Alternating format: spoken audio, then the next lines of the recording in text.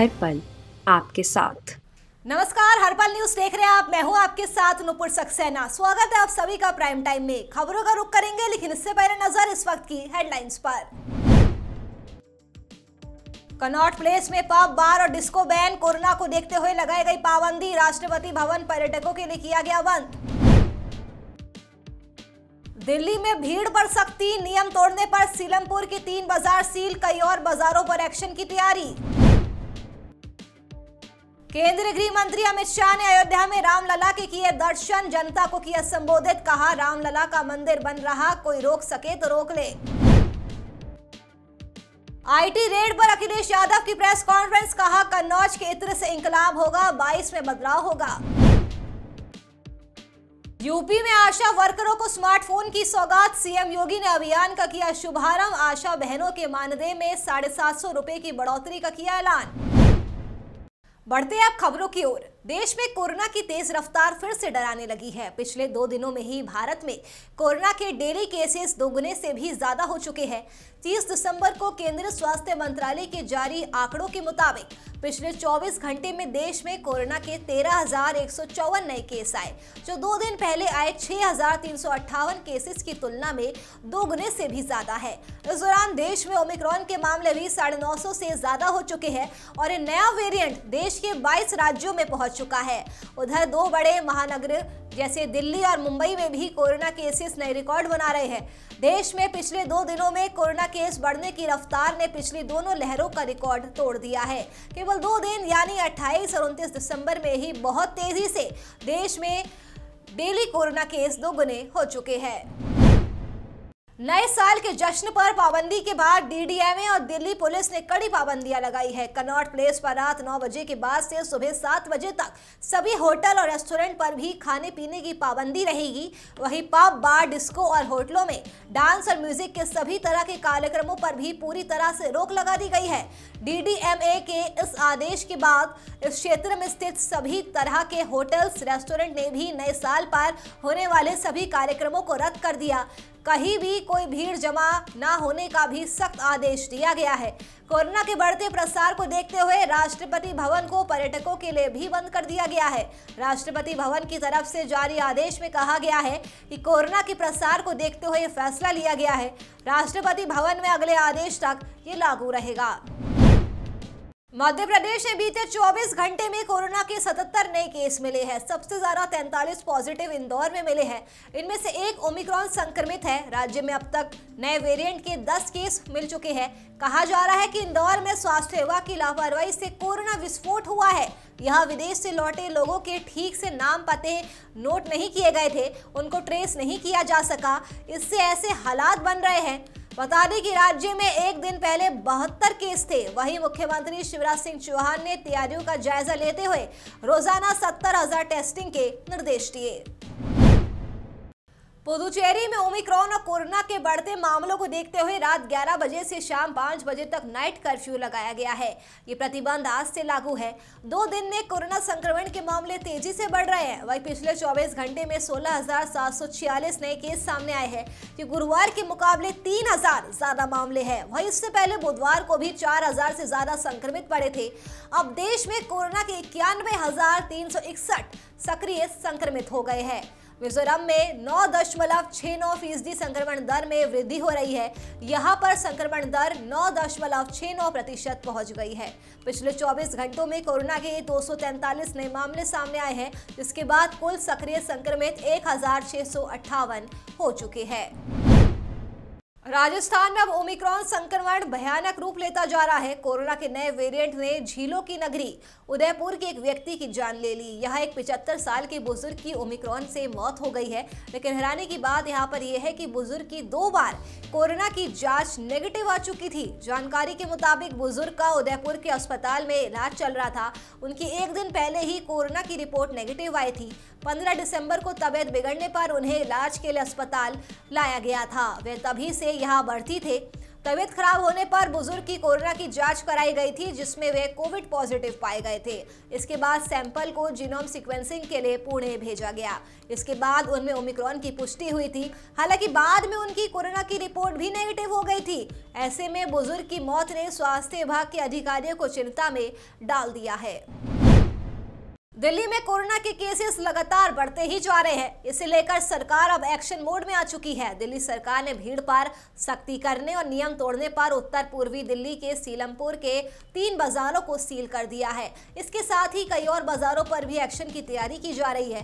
बता दें कि सरोजनी मार्केट, जनपथ और लाजपत नगर मार्केट में भी बेकाबू भीड़ कोरोना के नियमों की धज्जियां उड़ा रही है। बाजारों में उमड़ रही बेतहाशा भीड़ को काबू करने के लिए सरकार लगातार अपील कर रही है, लेकिन लापरवाही करने और नियम तोड़ने पर सरकार ने सीलमपुर के 3 बाजारों को 30 दिसंबर यानी बीते दिन गुरुवार की शाम 4 बजे से 31 दिसंबर रात 10 बजे या अगले आदेश तक के लिए बंद कर दिया है।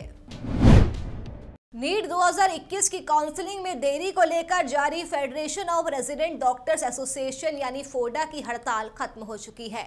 फोडा के अध्यक्ष डॉक्टर मनीष ने इस बात की जानकारी शुक्रवार को दे दी। हाल ही में रेजिडेंट डॉक्टर्स ने पुलिस पर प्रदर्शनकारियों के साथ मारपीट के आरोप लगाए थे। फोडा ने 17 सितंबर से ही हड़ताल के दूसरे चरण की शुरुआत की थी। डॉक्टर मनीष ने ज्वाइंट सीपी से मुलाकात की जानकारी दी। उन्होंने कहा कि हमारी कल रात ज्वाइंट सीपी के साथ बैठक हुई। एफआईआर को रद्द करने की प्रक्रिया शुरू हो चुकी है। उन्होंने कहा कि पहले ही मरीज भुगत रहे हैं, कई सर्जरीज टाली गई है। स्थिति को देखते हुए हड़ताल खत्म कर रहे हैं। यूपी में विधानसभा चुनाव को लेकर पार्टियां अपनी कमर कस चुकी है। इसी कड़ी में अब गृह मंत्री अमित शाह आज अयोध्या पहुंचे, जहां उन्होंने जीआईसी ग्राउंड पर एक चुनावी जनसभा को भी संबोधित किया। अमित शाह ने मर्यादा पुरुषोत्तम श्री राम एयरपोर्ट का भी शिलान्यास किया और शाह ने अयोध्या पहुंचने के बाद सबसे पहले हनुमानगढ़ी और रामलला के दर्शन किए। इस दौरान अमित शाह ने पूजा अर्चना भी की। राम मंदिर निर्माण स्थल का भी उन्होंने निरीक्षण किया। इस दौरान उन्होंने ट्रस्ट के पदाधिकारियों से मुलाकात कर निर्माण कार्य की जानकारी भी ली।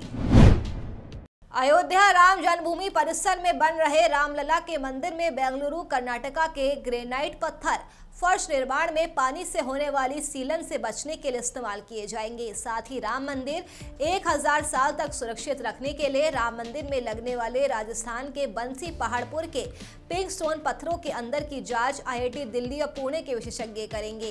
ये फैसला राम जन्मभूमि तीर्थ क्षेत्र ट्रस्ट और राम मंदिर निर्माण समिति की 2 दिवसीय बैठक में लिए गए हैं।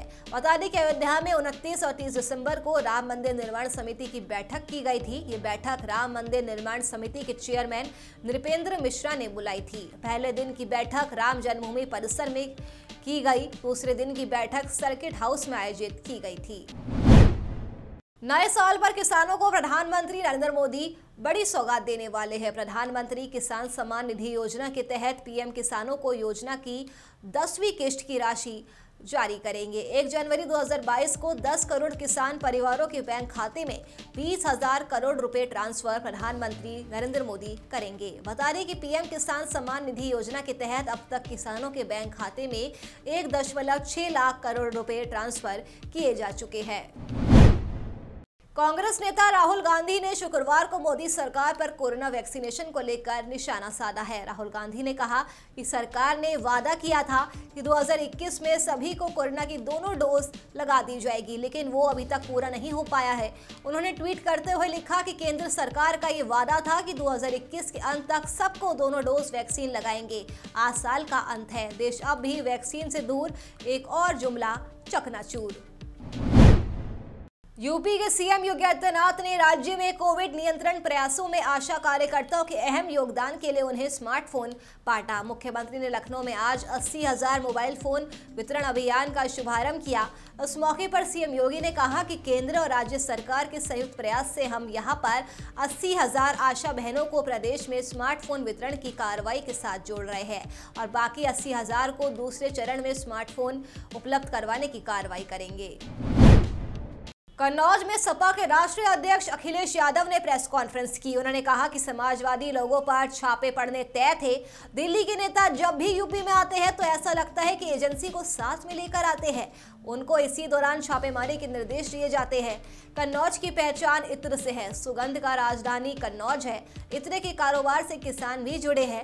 यहाँ परफ्यूम पार्क बनाया जाना था, इससे किसानों को फायदा होता, लेकिन बीजेपी की सरकार आते ही काम रुक गया। अखिलेश ने कहा कि भारतीय जनता पार्टी ने कन्नौज के कई काम रोक दिए। अगर ये काम होते तो दुनिया में कन्नौज का डंका बजता। सपा सुप्रीमो ने आगे कहा कि जिन्होंने समाजवादी इत्र बनाया पुष्पराज जैन, उनके ठिकानों पर छापा मारा गया है। जहां जहां ये चुनाव हारने लगते हैं, छापेमारी होने लगती है। कि राम मंदिर जो है बन के रहेगा, इस पर क्या कहना चाह रहे हैं? ये समाजवादी पार्टी है हमारा। कभी हमने कोई स्टेटमेंट दिया हो तो बता दो आप। ये जो कहावत है ना, आ बैल मुझे मार, हम अपने आप परेशानी क्यों ले लें? सुप्रीम कोर्ट ने कहा है कि मंदिर बनना चाहिए और मंदिर बनेगा। अब कोई बताओ संस्था रोक सकती है? कोई सरकार रोक सकती है? कोई सरकार आ जाए वो मंदिर बनने को नहीं रोक सकती। हाँ, लेकिन गलत लोग बैठे होंगे तो मंदिर की जमीनों में घपला जरूर कर देंगे। सवाल आपको ये पूछना चाहिए था, आप गलत सवाल पूछे हमसे। देखिए, समाजवादी लोग कम समय में अच्छा काम करते हैं। ये एक्सप्रेसवे बनाया, नेताजी ने कहा 3 साल में नहीं 22 महीने में बना करके दिखाओ। हम लोगों ने बना करके दिखा दिया। जिसने ये हाईवे बनाया वही मंदिर बना रहा है। ये चाहते तो 1 साल में मंदिर बन जाता, और समाजवादी सरकार होती है, हम लोग होते तो 1 साल बना के तैयार कर देते। ये बनाना नहीं चाहते हैं, ये वोट लेना चाहते हैं। और आपको सवाल ये पूछना चाहिए था, सवाल गलत पूछा आपने। जो यहाँ के डीएम रहे थे उन्होंने भी वहां जमीन ली है, उन्होंने अपने परिवार के लोगों में भी जमीन ली होगी। आप में पत्रकार साथी हैं, कुछ लोग मोबाइल मिला के फोन पूछना कि भाई कितने एकड़ जमीन ली है आपने। आप पूछिए घोटाला क्या कर रही है सरकार, रजिस्ट्रियों में घोटाला क्यों कर रही है सरकार? सवाल ये पूछना चाहिए, और सवाल जनता को भी बताना चाहिए। सर, योगी जी आपको और विपक्ष को एक्सीडेंटल हिंदू कहते हैं सर। कौन? इसका क्या मतलब? योगी जी। वो योगी है क्या? वो योगी नहीं है बेटा, तुम गलती कर रहे हो, उन्हें योगी मत समझना। अखिलेश कभी जी पास मत जाना। वो योगी नहीं है, उनकी भाषा नहीं सुनी तुमने? ये स्टार भारत है, क्या नाम है? आम आदमी पार्टी के संयोजक और दिल्ली के सीएम अरविंद केजरीवाल ने पटियाला में शांति मार्च निकाला। इसके लिए सुबह से ही पार्टी वर्कर्स शहर के शेरावाला गेट पर इकट्ठा हो गए थे। इसमें पटियाला के साथ साथ संगरूर, बरनाला, फतेहगढ़ साहिब, मोहाली, लुधियाना से आए आप वर्कर बड़ी संख्या में शामिल हुए। अरविंद केजरीवाल के साथ आप के पंजाब प्रधान भगवंत मान के साथ साथ पटियाला जिला से संबंधित विभिन्न विधानसभा सीटों से खड़े पार्टी उम्मीदवार भी इस मार्च में मौजूद रहे। बता दें कि केजरीवाल के पंजाब दौरे का आज दूसरा दिन रहा। यूपी के कन्नौज में एक और इत्र व्यापारी पुष्पराज जैन के घर शुक्रवार को इनकम टैक्स विभाग ने छापा मारा। वो सपा से एमएलसी भी है। उन्होंने 2022 के लिए 22 फूलों से बना समाजवादी इत्र लॉन्च किया था। सूत्रों का कहना है कि यूपी में एक साथ 50 जगहों पर इनकम टैक्स की छापेमारी चल रही है। इसमें 7 ठिकाने पुष्पराज के हैं। लखनऊ, कन्नौज, कानपुर, नोएडा और हाथरस के ठिकानों पर सर्चिंग जारी है। लखनऊ में भी इत्र कारोबारी के यहाँ छापा पड़ा है। कन्नौज के बाद इत्र कारोबारी मोहम्मद याकूब मलिक के भाई मोहसिन के घर आईटी पहुंची। हजरतगंज स्थित मोहसिन की कोठी पर सर्चिंग काफी देर तक चली। वही इत्र और गुटखा कारोबार से जुड़े अन्य व्यापारियों के यहाँ छापा पड़ा। बता दें कि इत्र कारोबारियों के यहाँ रेड के बाद लगभग 20 कारोबारियों ने अपने ऑफिस नहीं खोले। कानपुर में महावीर जैन के आनंदपुरी स्थित घर पर इनकम टैक्स की रेड चल रही है। पूर्व मंत्री प्रोफेसर किरण पाल सिंह ने बीजेपी छोड़ आरएलडी का दामन थाम लिया। आरएलडी के जिला अध्यक्ष अरुण चौधरी और समस्त आरएलडी पदाधिकारी के साथ मिलकर प्रोफेसर किरण पाल सिंह का जोरदार स्वागत किया गया। इस अवसर पर प्रोफेसर किरण पाल सिंह ने कहा कि बीजेपी की गलत नीतियों के कारण महंगाई चरम सीमा पर है। जयंत चौधरी पर आस्था रखते हुए मैंने आरएलडी ज्वाइन की है। उत्तर प्रदेश की योगी सरकार में राज्य मंत्री ठाकुर रघुराज सिंह ने जेएनयू को लेकर विवादित बयान दिया। रघुराज सिंह ने कहा कि दिल्ली के जेएनयू में सेक्स रैकेट चलता है। इतना ही नहीं, उन्होंने आगे कहा कि राहुल गांधी समेत कांग्रेस के बड़े बड़े नेता वहां जाते हैं। चौंकाने वाली बात यह है कि रघुराज सिंह ने ये बयान अलीगढ़ में अमित शाह की रैली के दौरान मीडिया से बातचीत में दिया। यूपी सरकार के राज्य मंत्री ठाकुर रघुराज सिंह पहले भी ऐसे बयान दे चुके हैं। नवंबर में उन्होंने कहा था कि भगवान ने अगर उन्हें मौका दिया तो पूरे देश के मदरसों को बंद कर देंगे। ये जवाहरलाल यूनिवर्सिटी दिल्ली में जो जिन्होंने वहाँ पर जो कुछ किया है, आज तक सारे कम्युनिस्ट वाले, देश विरोधी वहाँ सेक्स स्कैंडल चलाते हैं खुल्लम खुल्ला, जो जिसमें बड़े बड़े लोग जाते हैं, आपका राहुल जाते हैं, वो पादुकोण आई, वो भी गई। तो इसलिए वो देश विरोधी ताकतें इकट्ठी हो रही हैं, लेकिन इस देश विरोधी ताकतों को हम कुचल देंगे। पहाड़ी राज्यों में जारी बर्फबारी ने दिल्ली एनसीआर समेत पूरे उत्तर भारत के मौसम का मिजाज बदल कर रख दिया है। शुक्रवार सुबह से दिल्ली एनसीआर में भीषण ठंड के चलते लोग परेशान नजर आए। मौसम विभाग ने पूर्वानुमान जताया है कि अगले कुछ दिनों तक इसी तरह के हालात बने रहने की संभावना है। अधिकतम तापमान 19 डिग्री सेल्सियस के आसपास रहने की संभावना है और हल्का कोहरा भी रहेगा, जो ठंड के साथ वाहन चालकों को परेशान कर सकता है। मौसम विभाग के मुताबिक सर्द हवाओं के चलते अगले 3 दिनों के दौरान दिल्ली में सर्दी इसी तरह जारी रहेगी। इसके तहत मौसम विभाग ने दिल्ली एनसीआर में अगले 2 दिनों के दौरान येलो अलर्ट जारी किया है। इसके साथ ही लोगों को बेवजह घर से बाहर नहीं निकलने की सलाह भी दी गई है। नए साल की शुरुआत होने में अब कुछ ही समय बचा है। नए साल का जश्न मनाने के लिए पूरी दुनिया तैयार है। गूगल भी नए साल का जश्न मनाने में पीछे नहीं है। आज 31 दिसंबर यानी साल 2021 का आखिरी दिन है और चारों तरफ नए साल के जश्न की तैयारियां जोर शोर से चल रही है। इस खास मौके पर गूगल ने डूडल बनाया है। गूगल ने इसको न्यू ईयर्स ईव नाम दिया है। गूगल हर खास मौके पर शानदार डूडल बनाता है और खास अंदाज में सेलिब्रेट करता है। नया साल हर किसी के लिए बेहद खास होता है। नए साल की पूर्व संध्या पर लोग जश्न मनाते हैं और खास अंदाज में नए साल का स्वागत करते हैं। न्यू ईयर्स ईव के डूडल को बेहद खूबसूरत तरीके से सजाया गया है। नए साल का जश्न मनाने के लिए डूडल को मोमबत्तियां, कन्फेटी और जैक लाइट से सजाया गया है।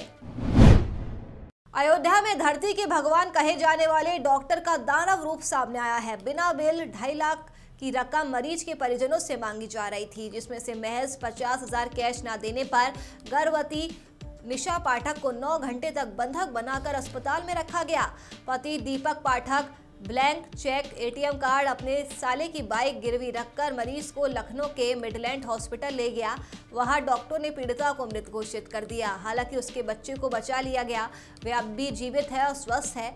मिडलैंड हॉस्पिटल के डॉक्टर ने कहा कि यदि आप 1.5 से 2 घंटे पहले मरीज को ले आए होते तो शायद उसे बचाया जा सकता था। इसके बाद से 2 महीने से हैवान डॉक्टर के खिलाफ कार्रवाई के लिए दीपक लगातार चक्कर लगा रहा है। पीड़ित पति दीपक ने गुरुवार को वकील श्वेता राज की मदद से अयोध्या कोतवाली में तहरीर दी। एएसपी ने पीड़ित को मुकदमा लिखे जाने सहित न्याय दिलाने का आश्वासन दिया है। उन्होंने कहा 24 घंटे में ये कवर कर जाएंगे, ठीक हो जाएंगे। उसके बाद भी 3-4 दिन तक जब वो नहीं ठीक हुए तो उन्होंने उनको रेफर किया। रेफर करने के बाद क्योंकि उस दिन दूसरा शनिवार था इसलिए बैंक वगैरह बंद थे, उन्होंने उससे पहले ही हमसे करीबन 3-4 लाख रुपए ले चुके थे नकद। तो उन्होंने कहा कि आप कैश जमा करा दीजिए 50,000 रुपये और उनको लेके जाइए। तो हम बैंक गए तो पता चला बैंक बंद है। तो हमने उनसे कहा कि सर आज तो बैंक बंद है, आप चेक ले लीजिए या जो कहिए वो हम आपको दे दें, आप हमको जाने दीजिए मरीज को लेकर के, और वहाँ से आने के बाद हम सोमवार को बैंक खुलेगा, हम आप नकद निकाल के दे देंगे। उन्होंने कहा नहीं हम नकद ही पेमेंट लेते हैं। तो उसके बाद जो है हम नकदी का इंतजाम नहीं कर पाए दिन भर। उन्होंने हमारे मरीज को नहीं छोड़ा, बंधक बनाए रखा करीबन 9 घंटे तक। राजधानी लखनऊ में गुरुवार को बिजनौर थाना क्षेत्र के नतकुर चौकी इंचार्ज को एंटी करप्शन विभाग की टीम ने 5,000 रुपये रिश्वत लेते हुए रंगे हाथों गिरफ्तार किया। जानकारी के मुताबिक रिटायर्ड सीओ बीएल धोरे ने ठगी के मामले में एफआईआर दर्ज कराई थी, जिसमें धाराएं बढ़ाने के नाम पर विवेचना कर रहे आरोपी दारोगा राधेश्याम यादव ने रिश्वत मांगी थी, जिसको देने के लिए धोरे के साथ पहुंची भ्रष्टाचार निरोधक ब्यूरो की टीम बिजनौर चौराहे पर रंगे हाथों आरोपी दारोगा को उन्होंने दबोच लिया। बता दें कि हिंदनगर निवासी रिटायर्ड सीओ बीएल दोहरे ने बताया कि करीब 1 साल पहले उनसे मंडी परिषद का चेयरमैन बनाने के नाम पर 20 लाख रुपए की ठगी हुई थी। तब उन्होंने सरोजनी नगर थाने में सौरभ सैनी समेत 7 लोगों के खिलाफ एफआईआर दर्ज कराई थी। आरोप है कि दारोगा बिना रिश्वत के आरोपियों के खिलाफ कार्रवाई नहीं करना चाह रहे थे। कुछ भी कहने पर वो रिश्वत की मांग कर रहे थे। यूपी की शिकारपुर पुलिस को आज एक बड़ी कामयाबी मिली है। बता दें कि शिकारपुर पुलिस की तरफ से एक वाहन चोर के कब्जे से 2 मोटरसाइकिल और एक तमंचा बरामद किया गया है, जो शातिर किस्म का वाहन चोर बताया जा रहा है। साथ ही आपको ये बता दें कि बीती रात चोरी के वाहन मोटरसाइकिल बेचने की फिराक में था। मौके पर पहुंची पुलिस ने गिरफ्तार कर उसे जेल भेज दिया है। साथ ही एक चोर मौके से फरार हो गया, जिसकी तलाश अभी भी जारी है। बता दें कि चोरों के पास से अभियुक्त के कब्जे से एक अदद नाजायज तमंचा, 315 बोरे व 2 जिंदा कारतूस, 2 बरामदशुदा स्प्लेंडर रंग काला बरामद हुई है। साथ ही पुलिस जल्द से जल्द चोर को गिरफ्तार करने में लगी हुई है। चलिए फिलहाल के लिए प्राइम टाइम में मेरे साथ बस इतना ही। देश और दुनिया की तमाम खबरों के लिए आप देखते रहिए हर पल न्यूज। नमस्कार।